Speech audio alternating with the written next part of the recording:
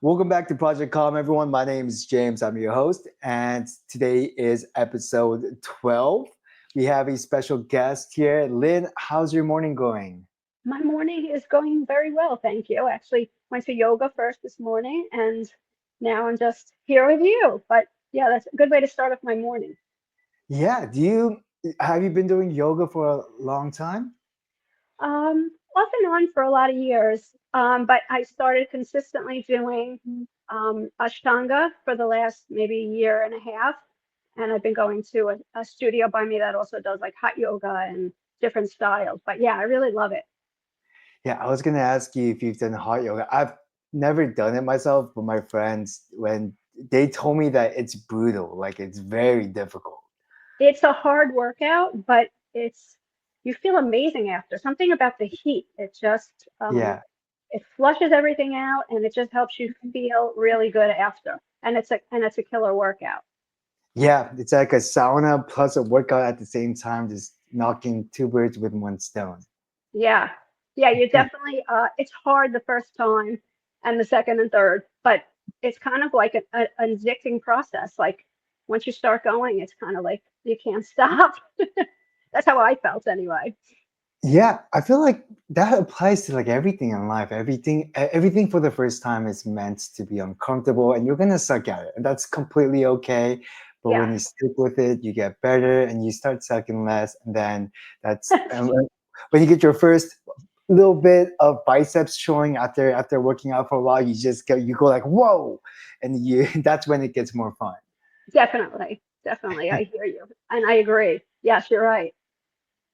Yeah, and Yeah. some days I feel like it's harder than others, Mhm. depending on your mental state and where you Mhm. are, but I feel like it helps give me focus and all those other things, all those other, good physical benefits as well.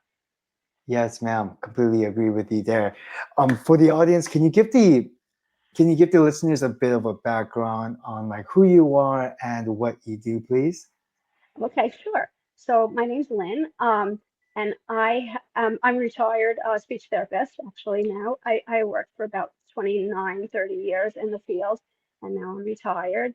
Um, and I have been, I suffered with anxiety and depression for many, many years, probably 35 years, something like that. And I've been on medication for that, and I started taking your products about 4 months ago, and pretty quickly I started seeing results. And it's helping me focus and feel calmer. And I can feel like I can even follow directions better.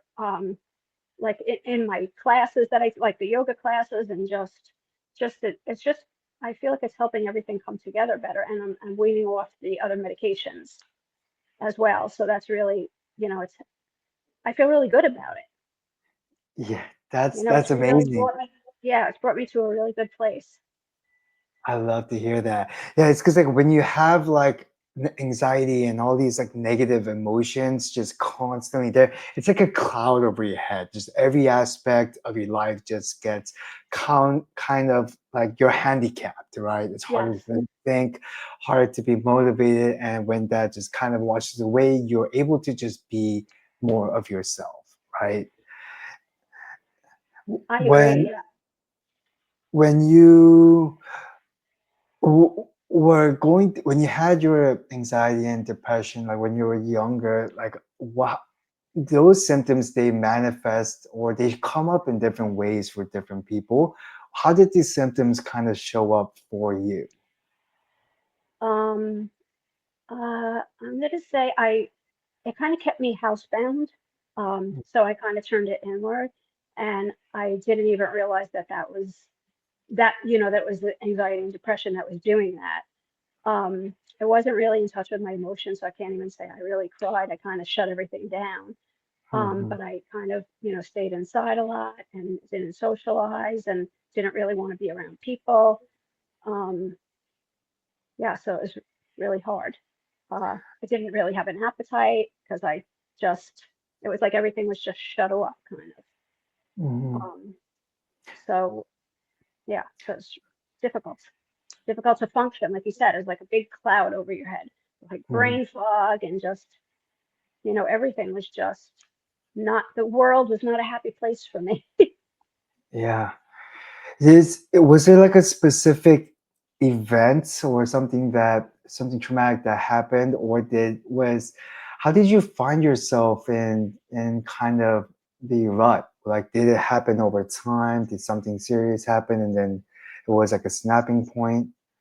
I had some health issues come up, and I Mhm. think in conjunction with the health issues, like I had a Epstein-Barr when I was probably in my 20s, like early 20s, or maybe even younger than that. And I think it all kind of, you know, hit around the same time. It kind of just pushed everything over the edge, if you know what I Mhm. mean, like between the health stuff and then the depression kind of kicked in too.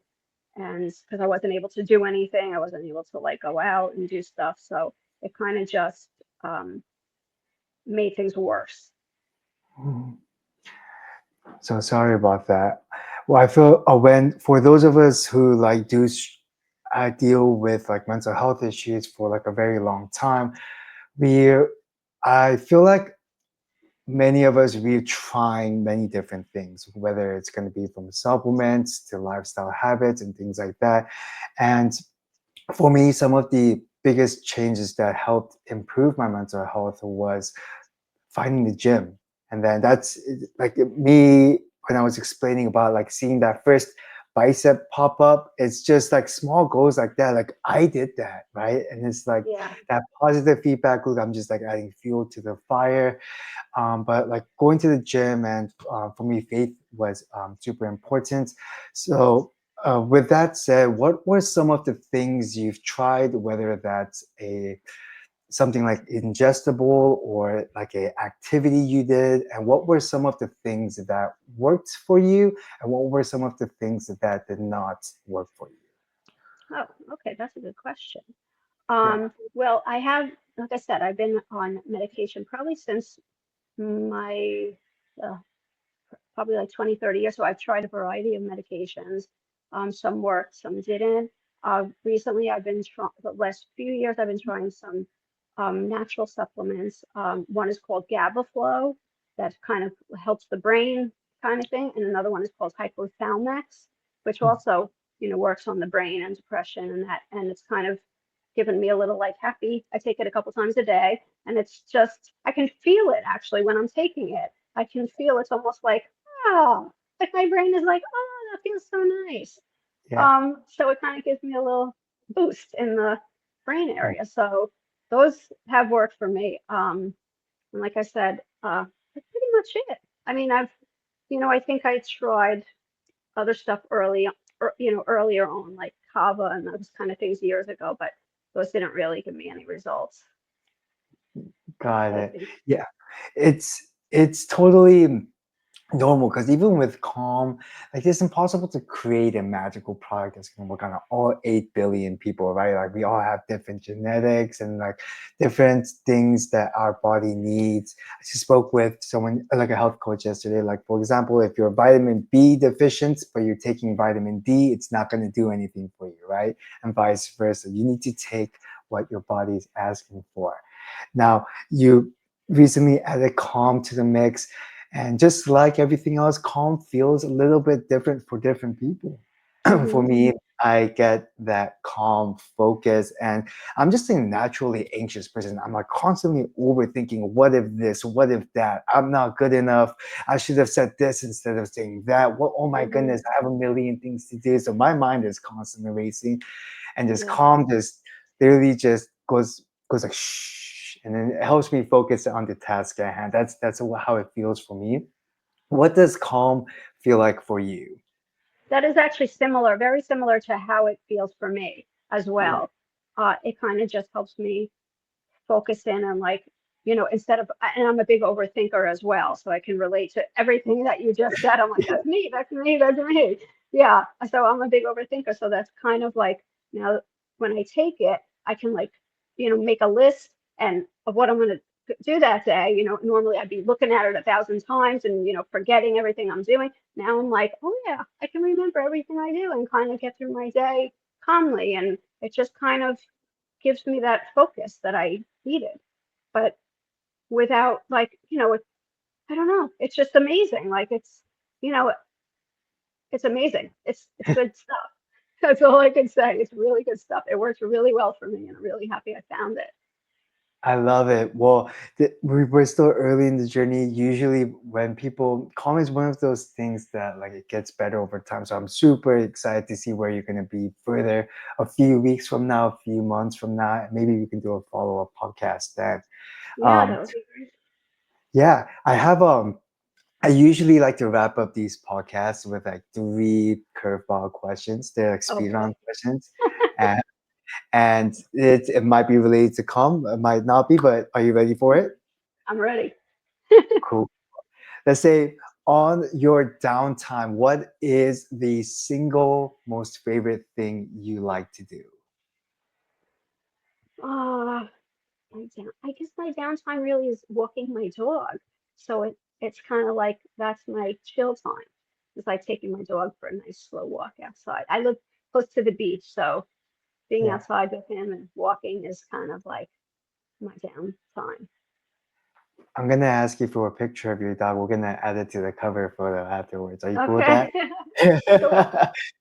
Awesome.